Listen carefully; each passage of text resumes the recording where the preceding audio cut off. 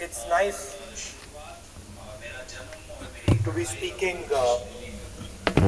for the first time in the new house in your presence. I stand in support of the Women's Reservation Bill.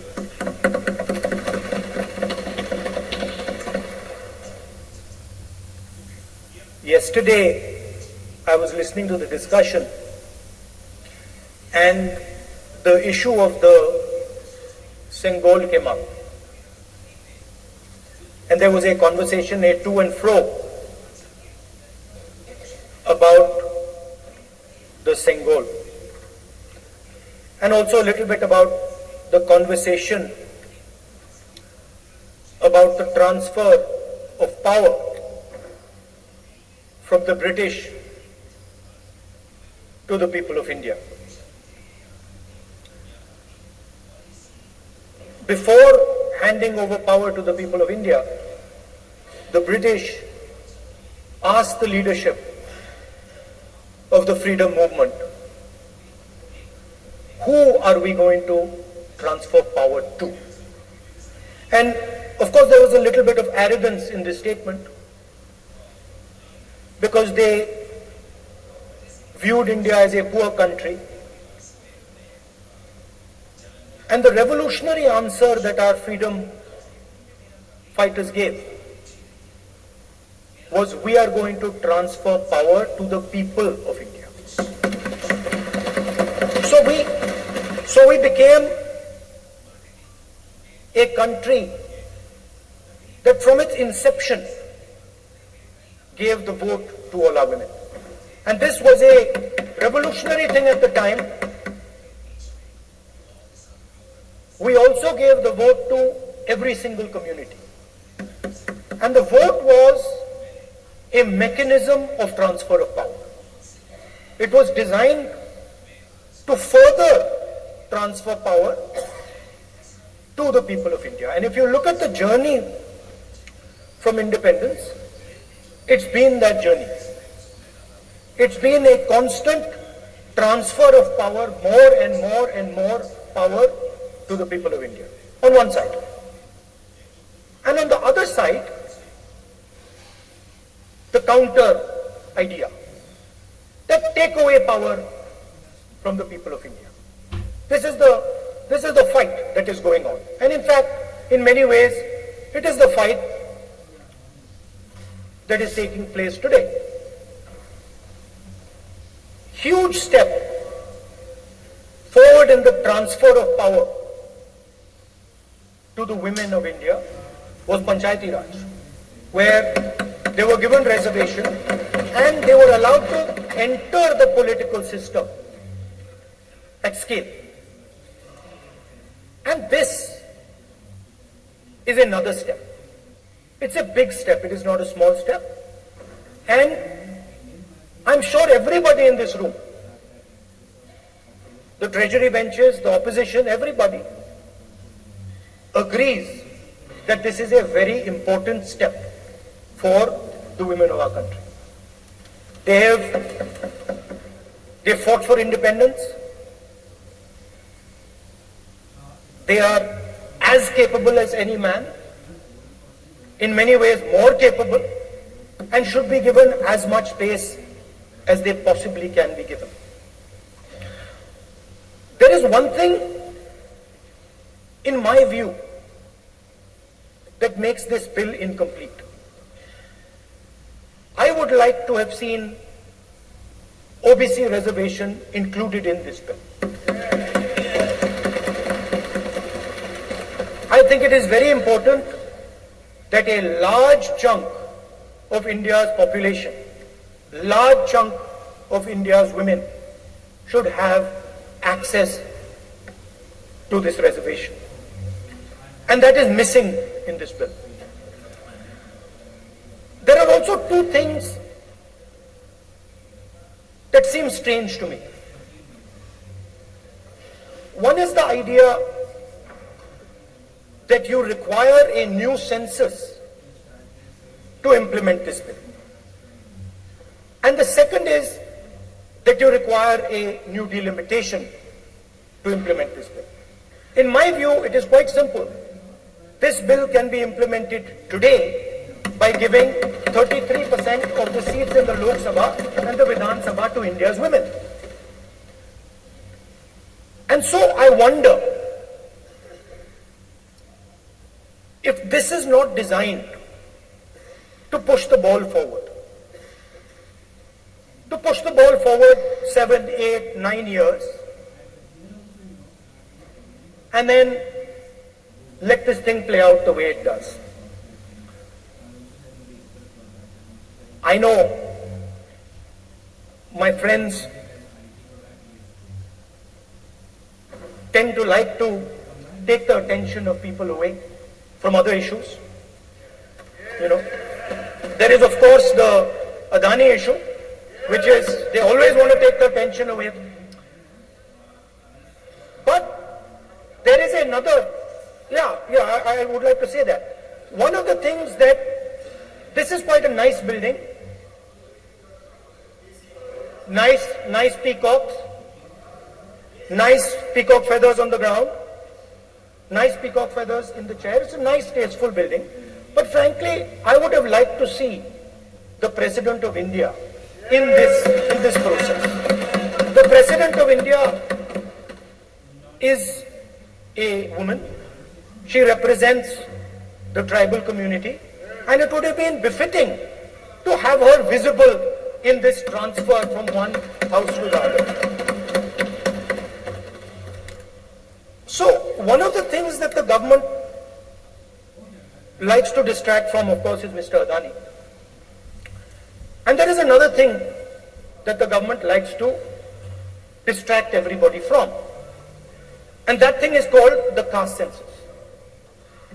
For some reason, and I don't quite understand what this reason is, the moment the opposition raises the issue of caste census, the BJP tries to create a new distraction, a new sudden, event, so that the OBC community and the people of India look the other way. In my research for this speech, I took a look at the different institutions that define how our country moves forward. There are many. There is the Lok Sabha, Rajya Sabha, Vidhan Sabhas. There is the bureaucracy. There is the press. And there's the judiciary. And I looked with an eye to understand what is the participation of the OBC community in these institutions. मतलब हमारे जो institutions हैं उनमें OBC की भागीदारी कितनी है, ये सवाल मैं पूछ रहा था और मैंने अलग अलग इंस्टीट्यूशंस में थोड़ा रिसर्च किया जो सेंट्रल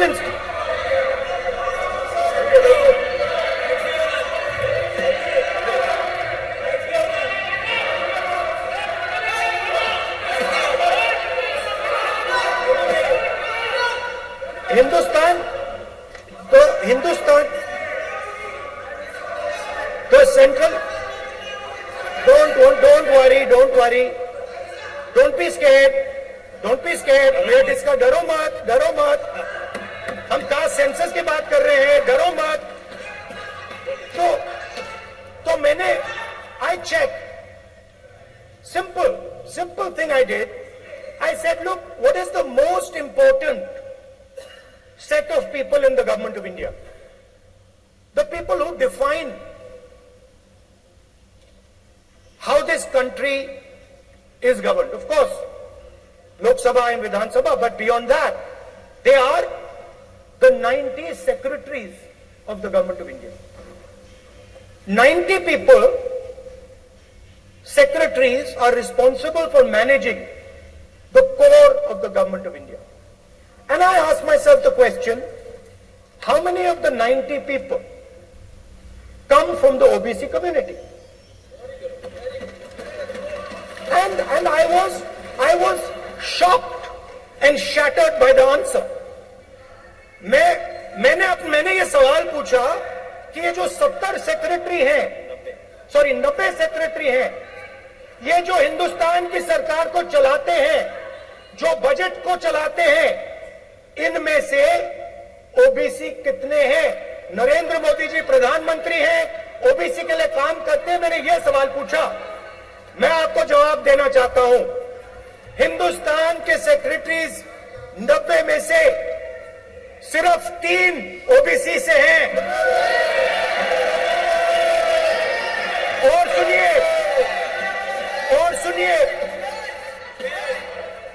और सुनिए, नहीं घबराइए मत, डरो मत।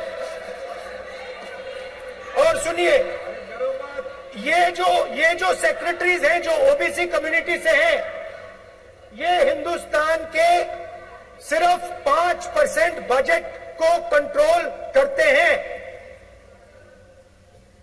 मतलब अगर हिंदुस्तान का बजट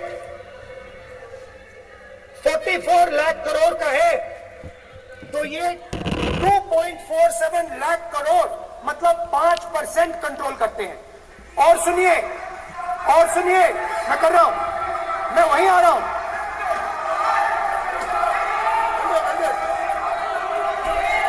मतलब ये जो है ओबीसी की बात नहीं सुनना चाहते, ओबीसी की बात नहीं सुनना चाहते, ओबीसी की बात नहीं सुनना चाहते, ओबीसी की बात नहीं सुनना चाहते। आप ओबीसी के खिलाफ है, आप ओबीसी के खिलाफ है, ओबीसी के खिलाफ है। आप ओबीसी के अधिकार के बारे में नहीं सुनना चाहते, ओबीसी के बारे में नहीं सुनना चाहते, ओबीसी के प्रति न्याय नहीं चाहते, ओबीसी के प्रति न्याय नहीं होना चाहिए।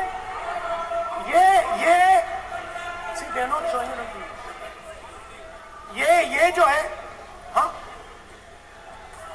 मैं माननीय सदस्य से आग्रह करूंगा, एक मिनट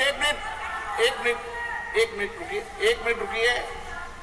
माननीय सदस्य से मैं आग्रह करूंगा, एक तो ये महिला आरक्षण बिल है, और दूसरा सभी माननीय सदस्य समान है। डरो मतो ये शब्द इस पार्लियामेंट में नहीं बोलना चाहिए।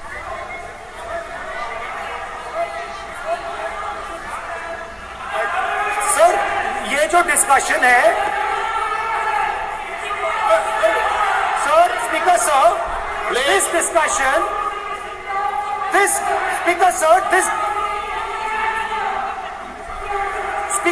this discussion is about the transfer of power to the people of India.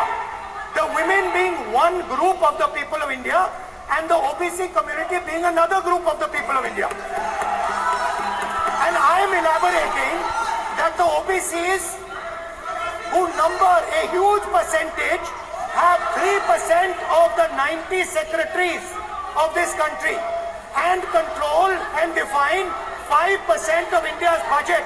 This is an insult and a shame to the OBC community. ये OBC community का अपमान है। तो सवाल उठता है कि इस देश में कितने OBC हैं, कितने दलित हैं, कितने आदिवासी हैं, और उस सवाल का जवाब सिर्फ कास्ट सेंसस से मिल सकता है। तो मेरा सरकार को एक सुझाव है, सबसे पहले ये जो महिला का बिल है, इसको आप पास कीजिए, आज पास कीजिए, ये जो आपके लागू कीजिए, और ये जो डिलिमिटेशन है जो आपने बोला है, और ये जो सेंसस है, इसकी कोई जरूरत नहीं है। 33% आप महिलाओं को सीधा दे दीजिए। और दूसरी बात, इसको बदलिए, इसको आप बदलिए।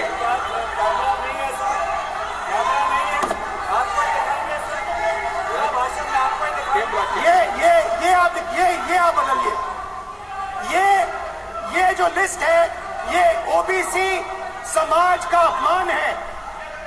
90 लोग हिंदुस्तान के सेक्रेटरी हैं, उनमें से 3 लोग ओबीसी समाज के हैं, 5% बजट को कंट्रोल करते हैं। तो जल्दी से जल्दी आप कास्ट सेंसस कीजिए, जल्दी से जल्दी जो हमने कास्ट सेंसस किया था उसका डेटा आप रिलीज कीजिए, और अगर आप नहीं करेंगे तो हम कर डालेंगे। Thank you.